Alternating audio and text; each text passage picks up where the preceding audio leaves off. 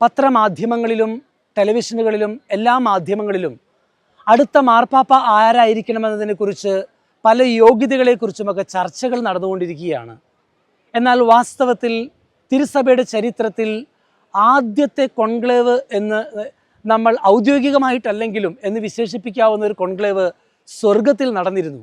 അതെപ്പോഴാണ്?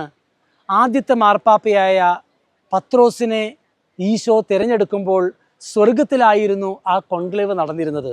അന്ന് 2/3 ഭൂരിപക്ഷമല്ലായിരുന്നു പത്രോസിന് കിട്ടിയത്, ഫുൾ ഭൂരിപക്ഷമായിരുന്നു. കാരണം പിതാവും പുത്രനും പരിശുദ്ധാത്മാവും ഒന്നു ചേർന്ന് എടുത്ത ഒരു തീരുമാനമായിരുന്നു. എന്നാൽ ആ തിരഞ്ഞെടുപ്പിൽ പത്രോസിനുണ്ടായിരിക്കേണ്ട യോഗ്യത എന്താണ് എന്നുള്ളത് അഡ്മിനിസ്ട്രേഷൻ്റെ കഴിവോ ഡിഗ്രികളോ ഒന്നുമല്ലായിരുന്നു ദൈവം നോക്കിയത്. മറിച്ചെന്താണ്? യോഹന്നാൻ്റെ സുവിശേഷത്തിൽ 21-ാം അധ്യായത്തിൽ നമ്മൾ കാണുന്നുണ്ട് പത്രോസിനുണ്ടായിരിക്കേണ്ട യോഗ്യതകൾ എന്തായിരിക്കണമെന്ന്.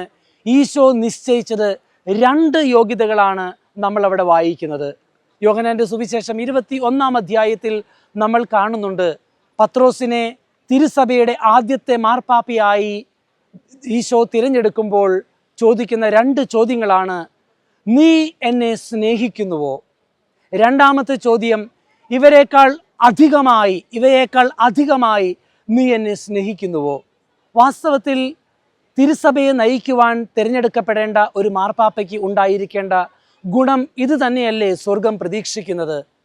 തിരുസഭയെ സ്നേഹിക്കുന്ന, കർത്താവിൻ്റെ മൗതിക ശരീരമായ തിരുസഭയെ ഈ ലോകത്തിലേക്കാൾ ഉപരിയായി സ്നേഹിക്കുന്ന ഒരു മാർപ്പാപ്പ, എല്ലാറ്റിലും ഉപരിയായി ഈശോയെ സ്നേഹിക്കുന്ന ഒരു മാർപ്പാപ്പ, അങ്ങനെയുള്ളൊരു മാർപ്പാപ്പയല്ലേ സ്വർഗം പ്രതീക്ഷിക്കുന്നത്?